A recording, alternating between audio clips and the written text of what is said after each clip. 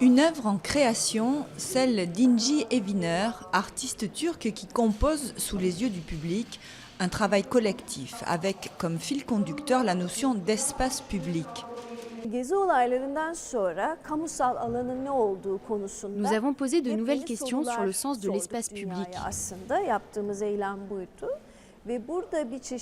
Nous avons décidé de créer un espace autonome et libre dans lequel nous pourrions tester une vie en communauté.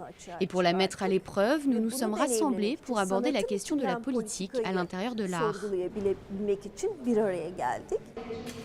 Un écrivain, des urbanistes, une comédienne, des arbres morts, autant d'éléments qui rappellent le parc Gezi d'Istanbul au moment des manifestations antigouvernementales de juin dernier. Car ce sont bien ces événements-là qui ont inspiré bon nombre d'artistes.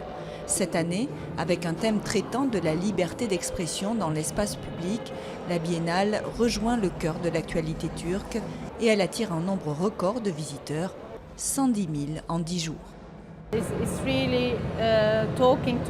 Ça parle vraiment au public parce que cette exposition traite de la transformation urbaine d'Istanbul.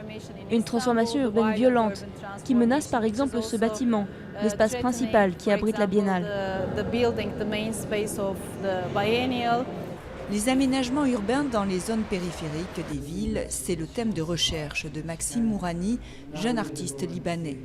Pour l'occasion, il crée un Book of Songs, un livre de chansons qui rassemble photos, dessins et musiques récoltés dans des zones de la périphérie d'Istanbul qui vont être aménagées.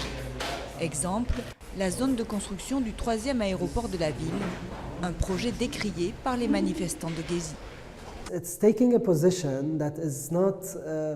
Ce livre, c'est une prise de position qui n'est pas seulement une manière d'alerter en criant, c'est aussi une façon active de regarder cet endroit. Donc en documentant ce lieu, c'est aussi tactique parce qu'on enregistre ce qui se passe, ce qui n'est pas vraiment connu de la plupart des gens parce que c'est à 40-50 km d'ici. Le livre de Maxime Mourani sera édité en octobre pour la fin de la Biennale et la fermeture définitive de l'entrepôt qui l'abrite, car ce lieu est appelé à disparaître à la faveur de l'aménagement des quais du Bosphore.